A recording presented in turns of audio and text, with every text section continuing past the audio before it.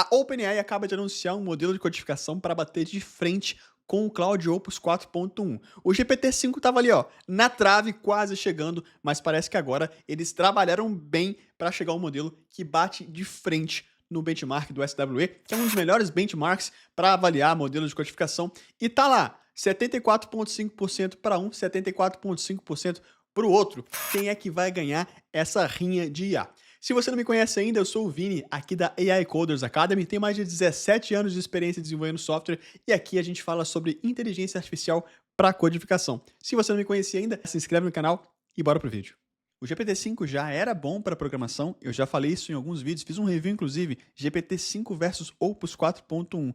E apesar de a galera estar com muito sentimento quando eu fiz esse vídeo, porque foi logo no lançamento do GPT-5 e a OpenAI tinha dado aquela presepada de marketing deles, apesar disso, o vídeo, a minha conclusão final era que o GPT-5 era melhor para codificação do que o Opus 4.1, se levado em consideração o fator preço, velocidade de tokens e o que ele tinha de oferecimento no tamanho da janela de contexto de entrada e de saída.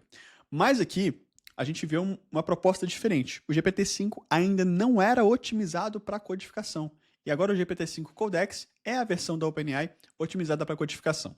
Já trago para você logo de cara um comparativo entre o GPT-5 Codex e o Claude Opus 4.1. Ambos estão pontuando no SWE Bench 74,5%. O que isso significa? Esse benchmark é o que vai validar a capacidade de um modelo de LLM resolver problemas reais de software numa aplicação Python. Então ele vai abrir a aplicação, vai entender os pacotes, vai entender o bug, a demanda, a pull request que tem que ser resolvida e vai resolver. Então ambos estão empatados aqui, coisa que até então o GPT-5, e aí até nos testes que eu fiz, justifica porque que ele não era o melhor exclusivamente para codificação, mas estava quase lá, mas era bom em outras partes. Ele tinha 72,8%, ele ainda tem, né? 72,8% nesse benchmark. Agora o GPT-5 Codex chega um pouquinho mais para cima. Mas aonde realmente a gente vê uma coisa interessantíssima acontecendo é nesse trecho aqui, no benchmark de refatoração de código, aonde o GPT-5 pontuava ali 33,9% e agora o GPT-5 Codex está pontuando 51,3%. Isso é uma baita mudança e com certeza pode impactar o nosso uso no dia a dia. Para quem que isso vai ser mais importante? Talvez se você usa Vibe Coding com ferramentas como Lovable, essas ferramentas Prompt to App, você não vai perceber muita mudança se eles estiverem utilizando essa ferramenta ou não, porque no final das contas, talvez você não tenha um contexto ou entenda de fato o que acontece no código. Agora, se você é programador, essa aqui é muito interessante, porque em uma das áreas que, na minha visão, a inteligência artificial mais se destaca para codificação é justamente na refatoração. Aquela parte chata, aquele código legado chato pra caramba, que você tem que conviver com ele, você precisa resolver o problema e ele te traz essa solução aqui de 51% nesse benchmark. Tô bem ansioso, tenho alguns códigos legados para dar uma refatorada, tô ansioso para testar esse modelo. Inclusive, se você já estiver testando o GPT-5 Codex, deixe aqui nos comentários e talvez quando você estiver assistindo esse vídeo, se você já tiver testado ele também para refatorar, me diga aqui nos comentários como é que foi a sua experiência.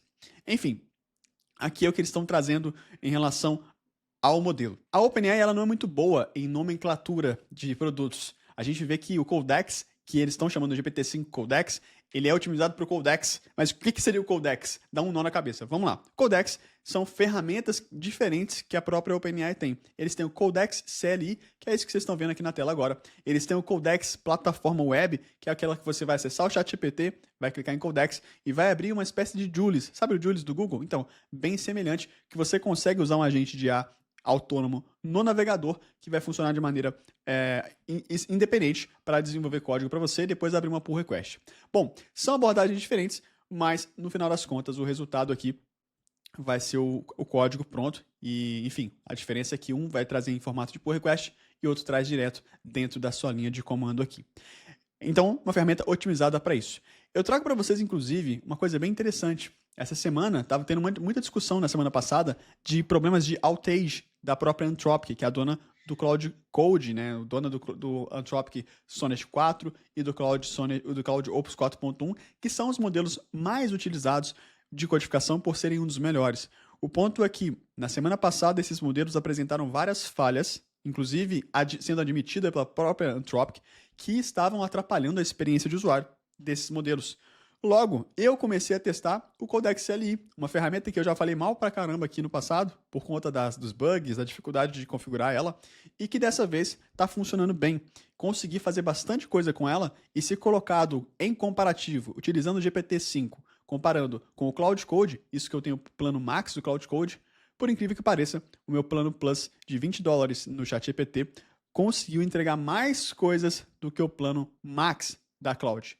A diferença é que eu alcancei o limite, e aí quando você alcança o limite, você tem uma janela de intervalo para poder utilizar novamente. Essa janela não é de horas, é de dias. Então agora tem que esperar 5 dias para poder utilizar o Codex CLI novamente, ou fazer o upgrade, pagar R$ 1.200 mês de Codex. Não sei se eu estou afim, eu estou estudando maneiras de economizar, inclusive se você não é inscrito no canal ainda já se inscreve, que eu estou compartilhando toda essa jornada aqui com vocês, de como economizar mais com os modelos de LLM, mas confesso que está valendo a pena, sim, o GPT-5 para esse tipo de tarefa. Beleza, aqui eles trazem que eles também têm a extensão dentro do browser, do editor de código agora também, do Codex. Então o Codex, ele é CLI, o Codex é plataforma web e ele é a extensão dentro do browser. Então é um produto com várias facetas que a OpenAI está trazendo, e a gente vai explorar cada vez mais esses produtos. É uma tendência que a gente observa, que está sendo seguida por essas empresas, de não fazer somente um produto, mas fazer plataforma, e essa plataforma entregar o agente de IA em múltiplos formatos dentro de diferentes esferas aí, ok? Esse é o GPT-5 Codex. A gente vai fazer um teste, e assim que eu tiver esse teste funcionando aqui, eu trago e compartilho com vocês os meus insights, se vale a pena ou não pagar por ele. Eu estou bem empolgado com esse modelo. E você, o que você achou dessa novidade da OpenAI?